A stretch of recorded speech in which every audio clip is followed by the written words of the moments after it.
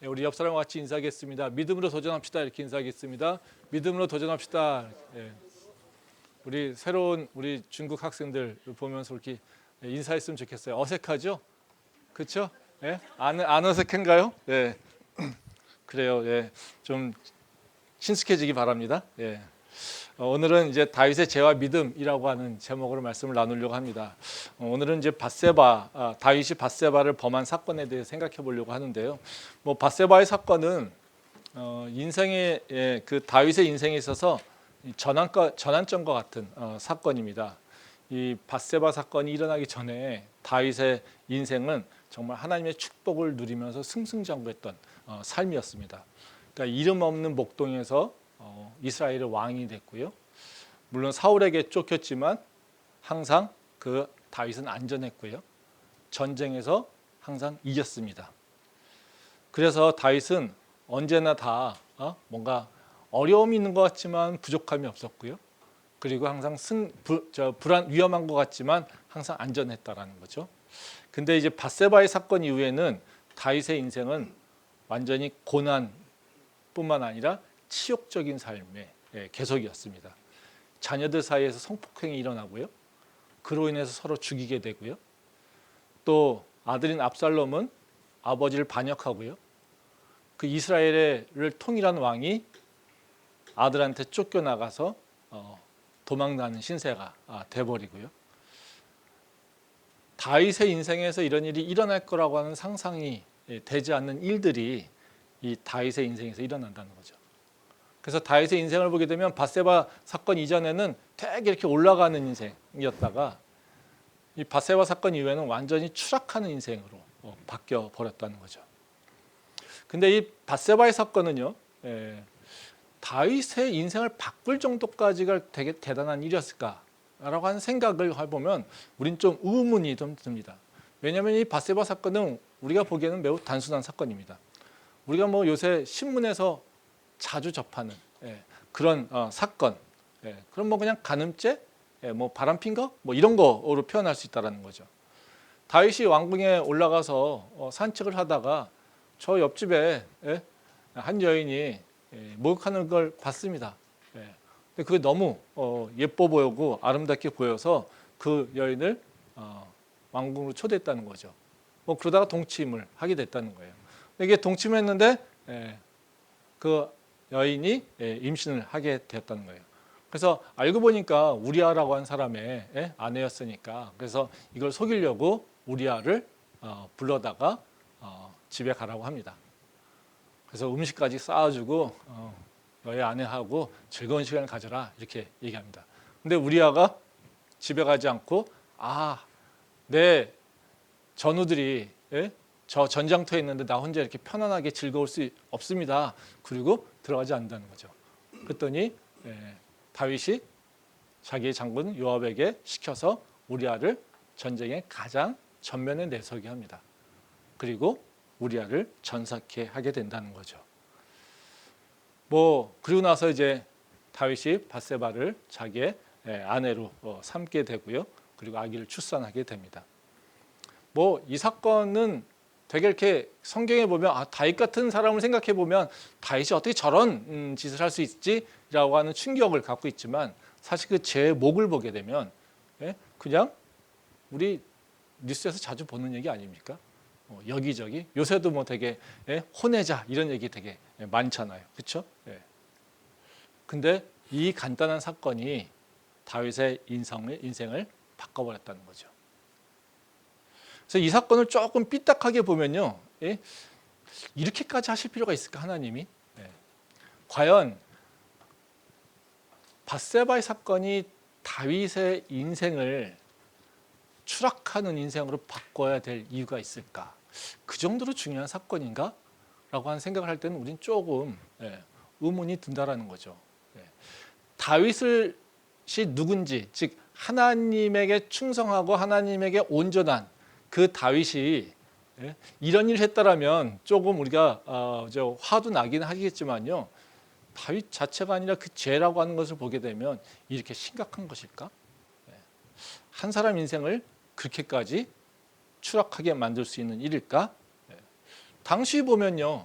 왕이 그냥 어찌 보면 이 사건을 단순화시키면 어떻습니까? 왕비 하나 더 데려오는 거잖아요. 뭐 다윗이 왕비가 한 명도 아니고요, 그렇죠?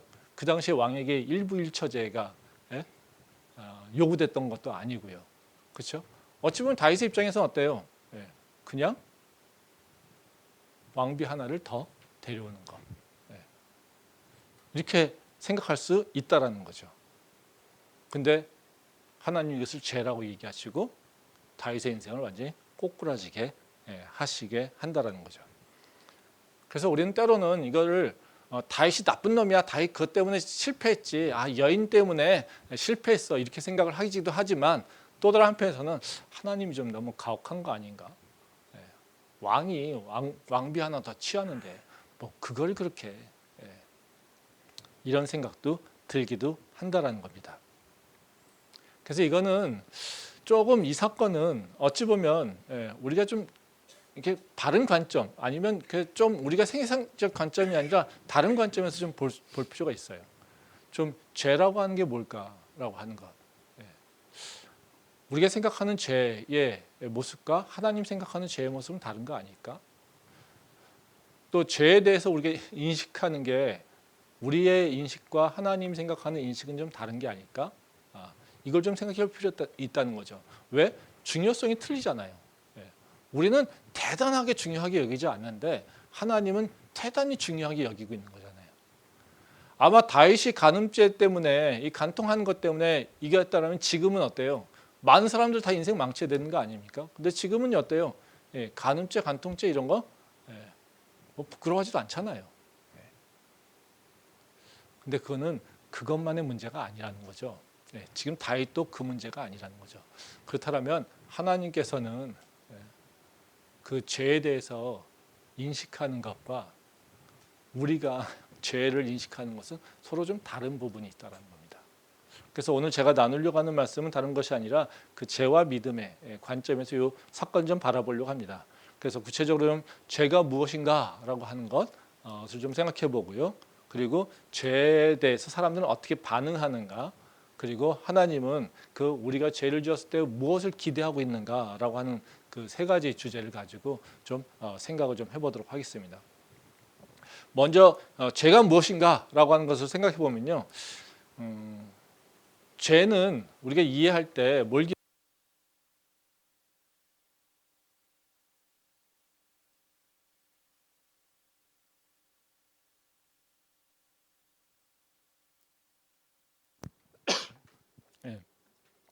그러면 죄는 씨앗과 열매가 있다는 겁니다.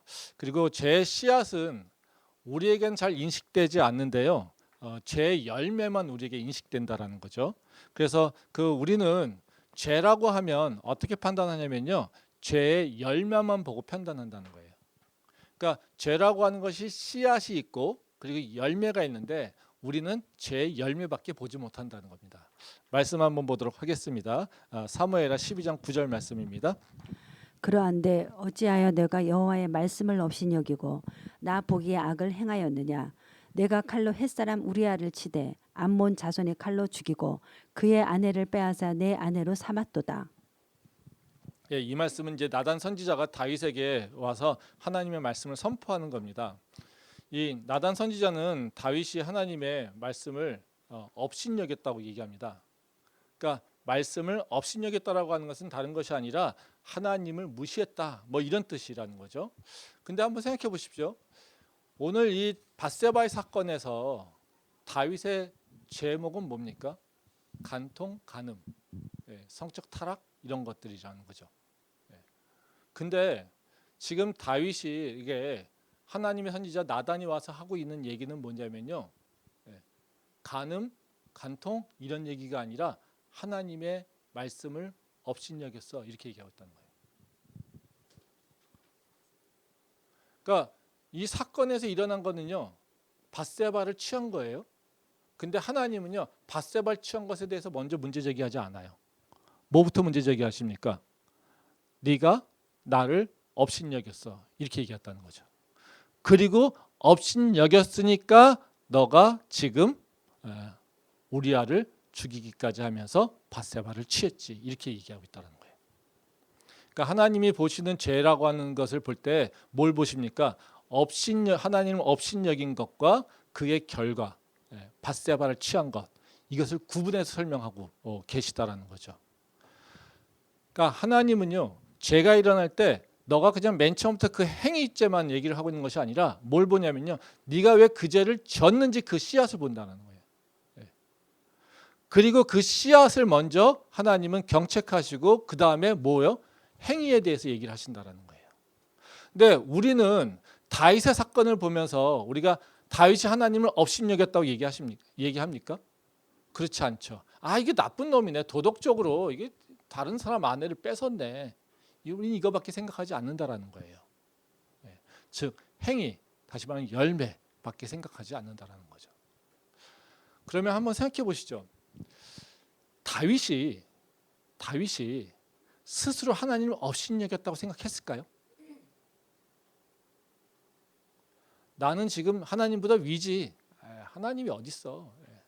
내가 왕인데 내가 하고 싶은 거 다 할 수 있지. 이러면서 다윗이 이랬을까요? 그러지 않았어요. 말씀 한번 보겠습니다. 사무엘하 12장 5절 말씀입니다. 다윗이 그 사람으로 말미암아 노하여 나단에게 이르되 여호와의 살아계심을 두고 맹세하노니 이 일을 행한 그 사람은 마땅히 죽을 자라.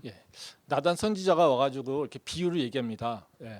부자와 가난한 사람이 있는데 부자 놈이 어떻게 행동했냐면 손님이 왔는데 자기 거는 많은데 가난한 자가 혼자 하나 갖고 있는 그 양, 되게 소중한 양이 있는데 그 양을 뺏어다가 손님을 대접했어. 야, 너라면 이런 놈은 어떻게 하겠니? 그랬더니 다윗이 뭐라고 합니까? 여호와의 살아계심을 두고 맹세하노니 그 놈은 마땅히 죽어야 되느니라, 이렇게 얘기했어요. 그렇죠? 지금 다윗은 뭐라고 하세요? 판단이 중요한 게 아니라 뭐라고 얘기합니까? 여호와의 살아계심을 두고 맹세한다, 이렇게 얘기하고 있어요. 지금 본인 입장은 뭐예요? 나는 하나님 잘 믿고 있지. 이거예요. 내가 하나님 섬기고 있지 않나? 나 하나님 잘 믿고 있어. 나는 부자처럼 행동하지 않았어. 그러니까 저놈은 죽여야 돼. 그게 하나님 말씀에 합당해. 이렇게 얘기했다는 거예요. 이런 자가 나는 지금 하나님을 업신여겨서 내가 밧세바를 지금 범했지, 이런 생각을 할 수 있을까요? 하지 못한다는 거예요. 할 수도 없고요. 그런 생각을 얘기해도 믿어지지 않는 것이죠. 아마 나단 선지자가 이렇게 와도 다윗이 처음에 이 얘기를 듣지 않았을 거라는 거죠. 이 행동에 대해서 하나님이 우리를 보는 것과 지금 다윗이 스스로를 보는 것은 차이가 있다는 거예요. 하나님은 우리한테 뭘 더 중요하게 보냐면요, 그 죄의 행위가 왜 있는지 너의 마음속의 영적 상태를 보고 말씀하신다는 거예요. 즉 죄의 씨앗을 보고 얘기하시는데 우리는 행위만 보고 있다라는 거죠. 즉 우리가 죄를 짓는 가장 이유는 뭐냐면요, 하나님을 무시하기 때문에 그래요. 하나님 말씀 기억하지 않기 때문에 그래요. 하나님이 없는 것처럼 행동하기 때문에 그래요. 생각에는 하나님이 있다고 얘기하고 있지만요, 하나님을 믿는다고 하지만요, 내 생각과 내 판단 속에서 하나님이라고 하는 존재를 기억하고 있지 않기 때문에 그래요. 그래서 입으로는 믿는다고 하고 있지만, 자기 입으로는 고백하고 있다고 얘기하고 있지만, 자기는 하나님의 자녀라고 확신하고 있다고 하지만 그 행동은 사실은 하나님을 업신여기는 행동을 하는 경우가 너무나도 많다라는 거죠. 그게 지금 다윗의 모습이고요. 그것은 다윗만의 모습이 아니라 우리의 모습도 마찬가지일 수 있다는 거죠. 그러면 우리가 모르고 있는 죄, 우리 죄는 내 안에 있는 하나님과의 관계의 깨짐에 대한 얘기를 하고 있지 않고 내 일어난 행위만 보고 우리가 죄인을 판단하잖아요. 그러면 우리가 죄를 졌을 때 우리 인간은 어떻게 반응할까요? 또는 우리가 살면서 뭐에 굉장히 초점 맞춰 살고 있을까요? 하나님과 관계가 깨져 있을 때는 우리가 주로 하는 일은 뭐냐면요, 숨기고 은폐하고 그런 겁니다. 죄를 졌을 때 사람들이 행하는 행동의 패턴은 어떤 거냐면요, 그 죄를 숨기거나요, 나의 수치심을 숨기거나 내가 잘못한 것을 감추려고 하는, 그것에 더 많은 일을 하고 있다는 거예요. 그게 인간이 죄에 대해서 반응하는 모습이에요. 말씀 한번 보겠습니다. 사무엘하 11장 20절부터 21절 말씀입니다. 혹시 왕이 노하여 내게 말씀하기를 너희가 어찌하여 성에 그처럼 가까이 가서 싸웠느냐? 그들이 성 위에서 쏠 줄을 알지 못하였느냐? 여룻베셋의 아들 아비멜렉을 쳐 죽인 자가 누구냐? 여인 하나가 성에서 맷돌 윗짝을 그 위에 던지매 그가 데베스에서 죽지 아니하였느냐? 어찌하여 성에 가까이 갔더냐 하시거든 내가 말하기를 왕의 종 햇사람 우리아도 죽었나이다 하라. 한 절 더 보겠습니다. 11장 25절 말씀입니다. 다윗이 전령에게 이르되 너는 요압에게 이같이 말하기를 이 일로 걱정하지 말라. 칼은 이 사람이나 저 사람이나 삼키느니라. 그 성을 향하여 더욱 힘써 싸워 함락시키라 하여 너는 그를 담대하게 하라 하니라. 이제 이 말씀은 이 죄에 대한 다윗의 행동을 잘 보여주고 있어요. 그러니까 그 죄에 대해서 다윗이 보여준 태도는 뭐냐면요, 숨기고 은폐하는 거예요. 그리고 자기 합리화시키는 겁니다. 그러니까 다윗이 자기가 밧세바를 범한 것, 이것을 숨기려고 우리아를 데리고 와서 보냈잖아요. 근데 우리아가 자기 뜻대로 되지 않았다는 거죠. 그러면 자기가 밧세바를 범해서 임신시켰다는 것을 감추기 위해서 다윗이 선택한 건 뭐냐면요, 우리아를 죽게 하는 거였어요. 근데 자기가 죽일 수는 없잖아요. 그러니까 자연스럽게 사고사처럼 죽게 하는 거였어요. 그래서 어떻게 했냐면 요압에게 우리아를 가장 전면에 해라 이렇게 얘기했습니다. 그랬더니 그 요압이 다윗의 말대로 우리아를 가장 전면에서 공격하게 했어요. 그래서 우리아가 죽었다는 거예요. 그래서 지금 읽은 말씀은 요압이 우리아에 대해서 보고하는 모습입니다. 그래서 그렇게 써요. 많은 그 공격을 해서 우리가 우리아를 죽였습니다. 이 얘기만 하지 않고요. 뭐라고 하냐면요, 우리가 저 성을 함락시키려고 공격했어요. 근데 그 공격이 사실 무모했어요. 그래서 우리아만 죽은 것이 아니라 많은 군사를 죽었어요.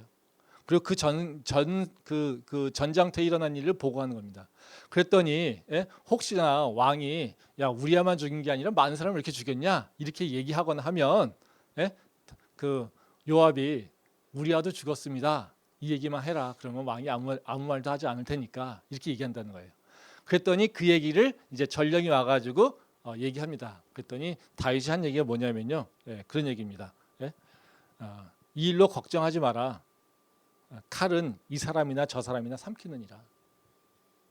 어쩔 수 없는 거야 전쟁에서는. 야 우리야 죽은 거를 어떻게 하겠니? 어쩔 수 없어. 전쟁 나가면 죽기도 하고 그래. 근데 그 전쟁에서는 누가 죽을지 아무도 몰라. 그 칼이 누구를 구별해서 죽이는 것이 아니라 모든 사람을 다 죽일 수 있어. 그러니까 우리아가 죽은 것은 내가 죽은 것이 아니라 우연히 죽은 것이야. 이렇게 얘기하는 거예요. 그러니까 요압한테 뭐라고 해요? 너 그거에 개의치 말고 열심히 싸워서 그 성을 함락시켜. 이렇게만 얘기하고 있다는 거예요. 여기서 나타나는 다윗의 행동은 뭡니까? 두 가지예요. 하나는 뭡니까? 자기의 죄를 은폐시키려고 하는 거. 또 다른 하나는 뭡니까? 자기를 합리화시키는 거. 본인은 우리아를 죽였다고 얘기하지 않아요. 어떻게 해요? 어쩌다가 보니 전쟁터에서는 누구나 다 죽을 수 있어. 우리아가 죽은 것은 내가 죽인 것이 아니라 우리아가 전쟁터에 나갔기 때문에 그래. 이렇게 얘기한다라는 거죠. 우리는 죄를 짓고도요 하는 일은 뭐냐면요, 자기 합리화예요. 다른 사람이 보지 못한 것은 숨기려고 하고 있고요. 다른 사람이 보지 못했다고 생각하면요 나를 합리화시키는 거예요. 그래서 우리는요 내가 의롭다고 생각해요. 나 스스로를 의롭다라고 스스로 판단해요. 이 행동은 뭘까요? 하나님이 판단자 또는 심판자가 아니라 내가 판단자에 서는 거예요. 하나님이 내 삶의 주인이 아니라 내가 내 삶의 주인의 자리에 서는 거예요. 내가 스스로 죄인지 아닌지 판단하고 내가 스스로 의로운 자인지 아닌지 내가 판단해요. 이건 누가 해야 될 일입니까? 내가 해야 될 일이 아니라 하나님이 해야 될 일이에요. 근데 우리는 내가 스스로 판단하고 나는 의로워 이렇게 얘기하죠. 그리고 우리는 하나님 앞에 와서 뭐라고 합니까? 하나님, 난 의로운데요. 나는 왜 이렇게 힘들죠? 하나님, 나는 의로운데요. 당신은 왜 나한테 축복 안 해주죠? 하나님, 나는 쟤네들보다 훨씬 더 의로운데 나한테는 왜 복이 없죠? 우리는 하나님 앞에 뭐라고 합니까? 오히려 불평하고 원망한다라는 거예요. 왜요? 우리는 죄의 열매만 보고 있기 때문에. 죄의 씨앗이 있다는 것을 보지 못하고요. 내 안에 있는 죄의 씨를 보지 못하고 나는 의로운 것만 보고 있다는 거예요. 그래서 내가 의로운 자라고 생각하고 있다는 거예요. 그러니까 예수님이 필요할까요? 필요 없죠. 예수님의 은혜가 기억될까요? 기억될 필요가 없죠. 우린 그래서 하나님이 필요한 자는 언제입니까? 내가 힘들 때, 내 능력이 부족할 때, 내 마음대로 세상이 움직여지지 않을 때, 그때 하나님의 능력이 필요해서 나를 내가 원하는 방식으로 내 삶이 이루어질 때만 하나님이 필요한 거예요. 근데 하나님 우리한테 뭐라고 하십니까? 너한테 가장 필요한 거는 예수 그리스도야. 너의 삶을 바꿀 수 있는 거는 예수 그리스도야. 너를 새롭게 한 것은 예수 그리스도의 십자가야. 이 얘기만 하는데 우리는 그거에 관심 갖지 않아요. 십자가는 딱 언제만 기억하면 됩니까? 부활절. 그렇죠? 그것도 뭐요? 십자가의 의미를 생각하는 게 아니라요. 절기, 달걀 먹는 날 이것만 생각하고 있다는 거죠. 그리고 나는 언제요? 언제나 의로운 자, 다른 사람을 판단하는 자, 그 자리에 서 있다는 거죠. 하나님께서 중요하게 여기는 죄는 뭐냐면요, 그 죄의 씨앗입니다. 우리에게도 계속해서 그래서 말씀하신 건 뭐냐면요, 너는 의롭지 않아. 너에게는 죄의 씨앗이 있어.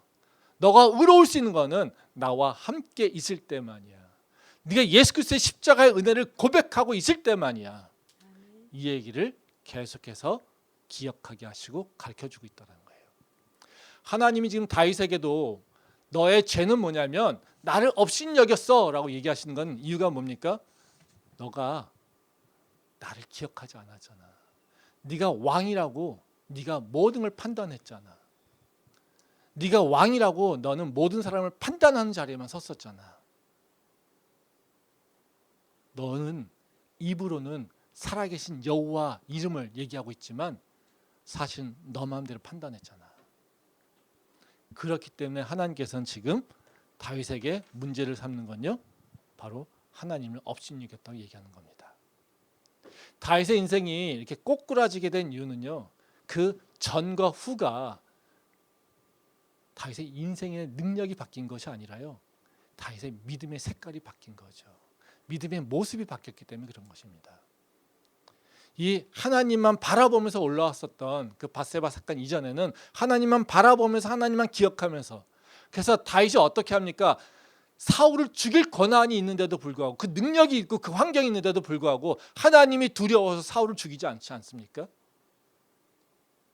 근데 다윗이 이제 왕이 됐다고 이젠 사람 하나 죽이는 것을 너무나도 쉽게 생각하고 있다는 거예요. 그 차이는 뭐냐면요, 다윗이 하나님을 지금 바라보고 있느냐, 바라보고 있지 않느냐, 기억하느냐, 기억하지 않느냐, 이것의 차이라는 것입니다. 그래서 우리는 열매를 보는 것이 아니라요, 내 안에 있는 죄의 씨앗을 봐야 된다는 거예요. 그럼 하나님께서 우리한테 원하시는 일이 뭘까요? 우리가 바른 믿음으로 가기 위해서 우리가 해야 될 일이 뭘까요? 다른 게 아닙니다. 하나님 말씀으로 나를 스스로 돌아봐야 돼요. 그러니까 내가 판단자에 쓰는 것이 아니라요, 나를 판단자 앞에 세워야 돼요. 나 스스로를. 그게 믿는 자가 해야 될 일입니다. 말씀 보겠습니다. 사무엘하 11장 27절 말씀입니다. 그 장례를 마침에 다윗이 이 사람을 보내 그를 왕궁으로 데려오니 그가 그의 아내가 되어 그에게 아들을 낳으리라. 다윗이 행한 그 일이 여호와 보시기에 악하였더라. 한 절 더 보겠습니다. 12장 1절입니다. 여호와께서 나단을 다윗에게 보내시니 그가 다윗에게 가서 그에게 이르되 한 성읍에 두 사람이 있는데 한 사람은 부하고 한 사람은 가난하니. 이 말씀은 이제 하나님이 그 다윗의 죄에 대해서 반응하는 모습을 보여주고 있어요. 그러니까 하나님이 다윗에게 나단을 보내어서 비유로 말씀하시잖아요. 근데 여기서 우리가 주목해야 될 것은 뭐냐면요, 그러니까 하나님이 나단을 보낸 시기예요. 그리고 나단을 보내신 행동을 얘기하고 있는 거예요. 이 관점을 좀 봐야 됩니다. 그러니까 하나님이 나단을 보낸 시기는 언제면요, 다윗이 죄를 짓고 바로가 아니에요. 여기 11장 27절 말씀에 보면 뭐라고 합니까? 아들을 낳았다 이렇게 얘기하는 거예요. 즉 사건이 일어난 이후에 아들을 낳을 때까지 보면 어떻게 해요? 10개월이라는 거예요. 거의 1년이라고 하는 세월이 있는 거예요. 즉 다윗이 범죄한 시기는 언제냐면요, 1년 전이에요. 하나님이 나단한테 얘기한 건요, 다윗의 범죄가 일어난 이후에 1년 후예요. 그러면 하나님이 뭐 하신 겁니까? 1년이라고 하는 세월을 기다렸어요. 근데 기다리는 걸로 끝나지 않아요. 나단한테 와가지고 하나님이 나단에게 나단을 통해서 뭐라고 얘기하십니까? 야 다윗아, 너가 죄인이야. 네 죄를 빨리 고백해. 이렇게 얘기하지 않으세요. 뭐라고 하십니까? 비유로 얘기하세요. 부자가 있는데 가난한 자가 있는데 이런 얘기예요. 이게 왜 이렇게 하셨을까요? 하나님이 왕이니까 두려워서요? 아니에요. 다윗아, 생각 좀 해봐라 이거예요. 네가 너 행동을 좀 바라봐라 이거예요. 기다리고 계시는 거예요. 너 스스로 너 자신을 보고 네가 스스로 해결하고 나와. 하나님은 우리한테요, 네 죄는 뭐야 라고 깨우쳐 줄 수 있어요. 너 이거 잘못했어 라고 얘기할 수 있어요. 그리고 혼낼 수 있어요. 근데 하나님은 그렇게 하지 않으신다는 거예요. 하나님께서 우리한테 원하시는 건 뭐냐면요, 네가 스스로 너의 죄를 알고 너가 스스로 자복하기를 원한다는 거예요. 그래서 하나님은요, 계속해서 우리한테요, 네가 스스로 내게 와서 회개하고 네가 변화될 것을 기다리고 계신다는 거예요. 그 기다리는데도 불구하고, 때가 됐는데도 불구하고 안 올 때 하나님은 그때야 움직이신다는 거죠. 그래서 다윗을 대하는 하나님의 모습은요, 네가 좀 알기를 원해, 네가 스스로 깨닫기를 원해, 이것을 하나님께서는 보여주고 있다는 거예요.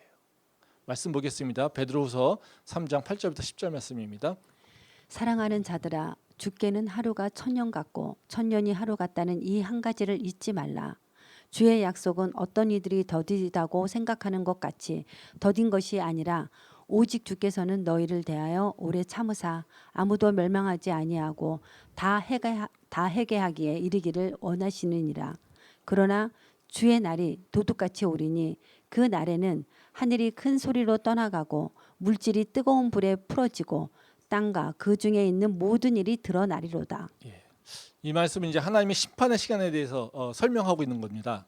그러니까 우리가 죄의 모습을 알면서 이제 하나님의 심판을 기대하고 있잖아요.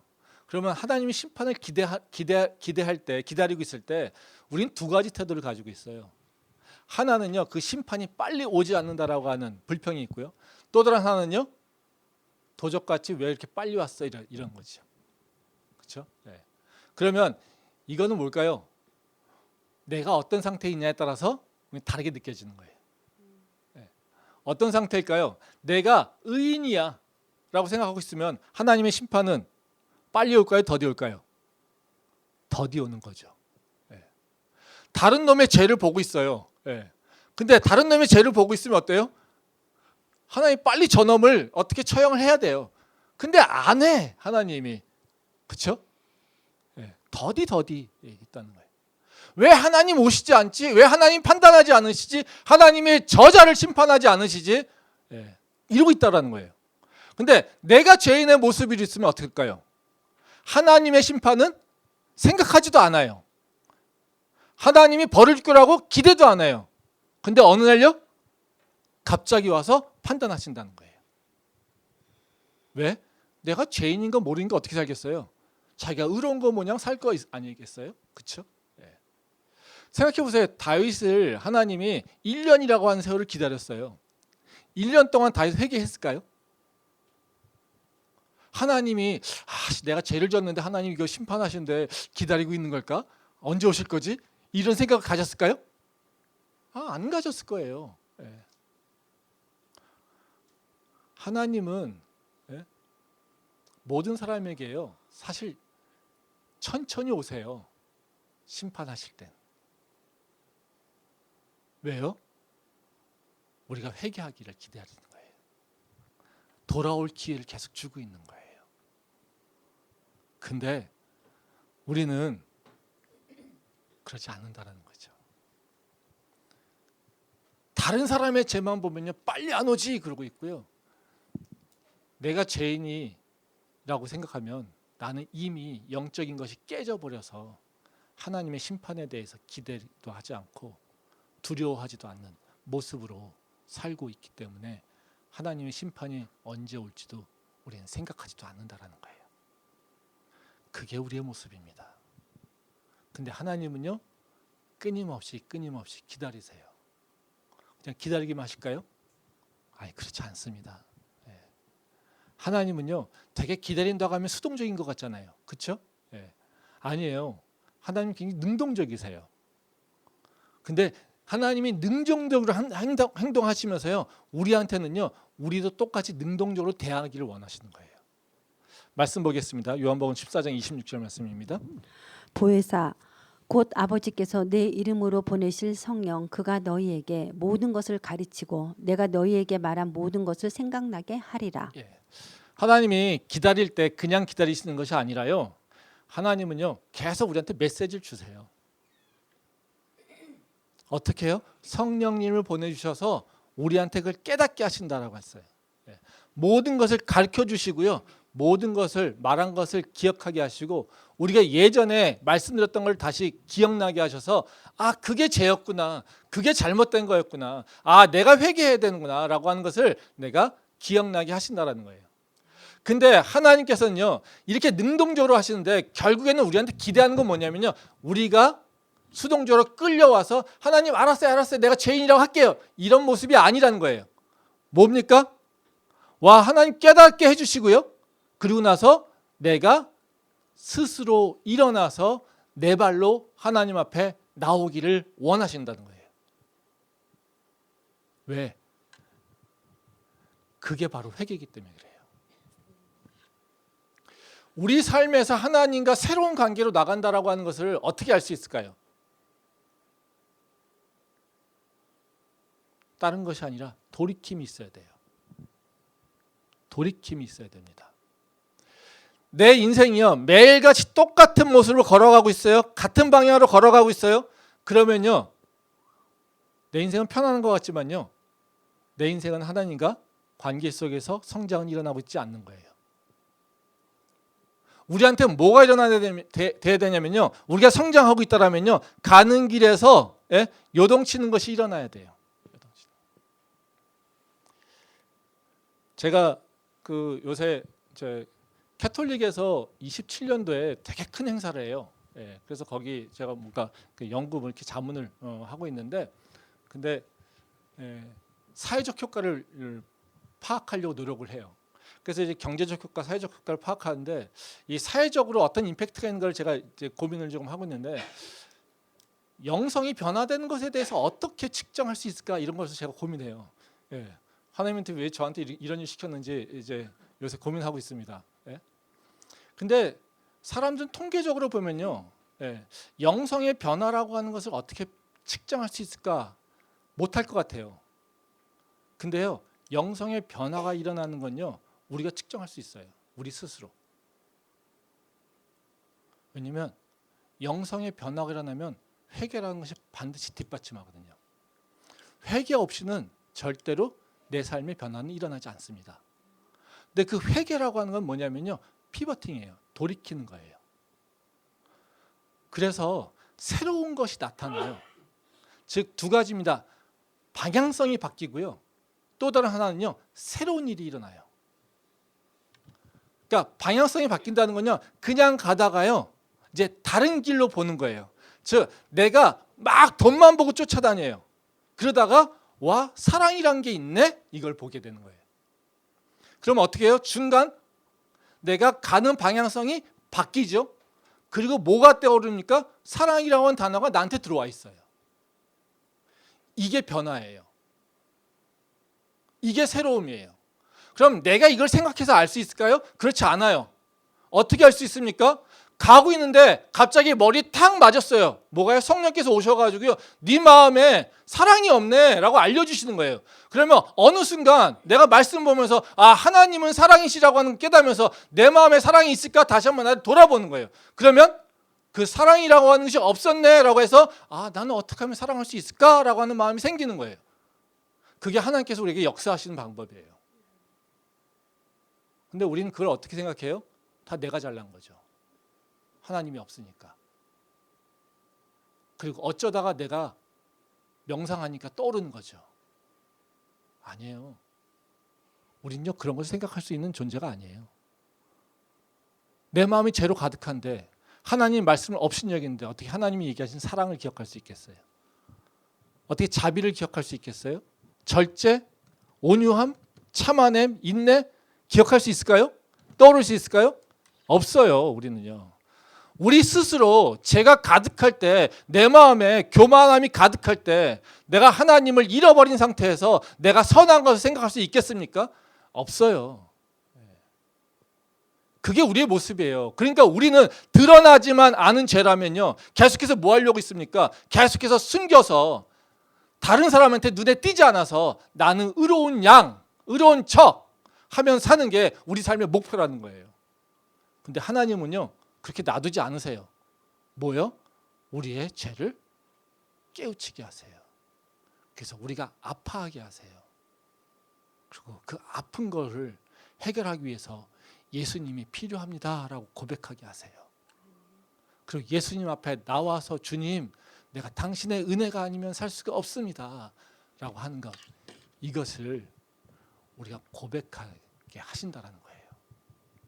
그때부터 우리에게는 새로운 삶이 시작된다는 거예요. 그러면 그 삶은 이전 삶과는 다른 삶이 시작됩니다. 이전의 생각과는 다른 생각으로 살게 됩니다. 그래서 우리 삶은 자연스럽게 변화되는 거예요. 그게 하나님께서 우리한테 원하시는 일입니다. 우리가 우리의 모습을 다시 한번 돌아봤으면 좋겠어요. 그리고 우리의 믿음을 다시 새롭게 했으면 좋겠습니다. 그리고 우리가 하나님께서 기뻐하시는 믿음으로 나갈 수 있기를 간절히 소망합니다. 기도하겠습니다.